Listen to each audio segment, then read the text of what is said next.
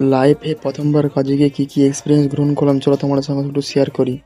পকেটে নিয়ে টাকা বুকে আসে দম, তোমাদের আমাকে নতুন ব্লগে সুস্বাগতম। তো সকাল সকাল ঘুম থেকে উঠে রেডি বেরিয়েছি কাজে যাওয়ার জন্য। তারপর দোকান আছে, দোকানটা একটু ঘুরে ফিরে দেখছিলাম কত বড়, কিরকম কাজ, কোথায় কি কাজ করতে হবে, কোথায় কি রান্না করা আছে, তাই জন্য তাই সেখানে গিয়ে কাটাকুটি করছিলাম, মানে কাটিং করছিলাম। তো জানি না, তবে চেষ্টা করছি যদি করতে পারি এতে আমাদের রাত্রের জন্য সুবিধা হয়ে যায়, মানে কাস্টমারদের ছাড়তে। এমনিতে আমার ঠান্ডা লেগেছে, গলার অবস্থা প্রচুর খারাপ, তাই ওর ভয়েসটা অন্যরকম লাগছে, তোমরা একটু মানিয়ে নিও।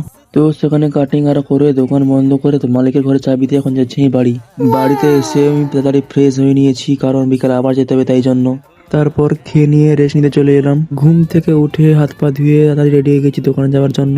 এখানে কাজ করতে হলে দোকানে গেঞ্জি পরে কাজ করতে হবে, তাই আমি এসে এখানে গেঞ্জিটা চেঞ্জ করে নিচ্ছিলাম এবং দোকানে যাওয়ার মালিক যে গেঞ্জি দিয়েছিল সেই গেঞ্জিটা পরছিলাম। তারপরে বাকি যেটুকু কাজ বাকি ছিল, মানে বিরিয়ানির জন্য সেটিং তৈরি করা, চিকেন ভাজা সব কিছু রেডি করছিলাম। তারপর এত বড় চাপ চলেছে আর আমি বসার টাইমই পাইনি। 8টা নাগাদ দোকানটা ফাঁকা, তাই আমি এখানে চেয়ারে এসে বসছিলাম এবং রেস্ট নিচ্ছিলাম। ভিডিওটি ভালো লাগলে like comment share and subscribe করে দিও। তখন জন্য টাটা, দেখা হচ্ছে নেক্সট ব্লগে।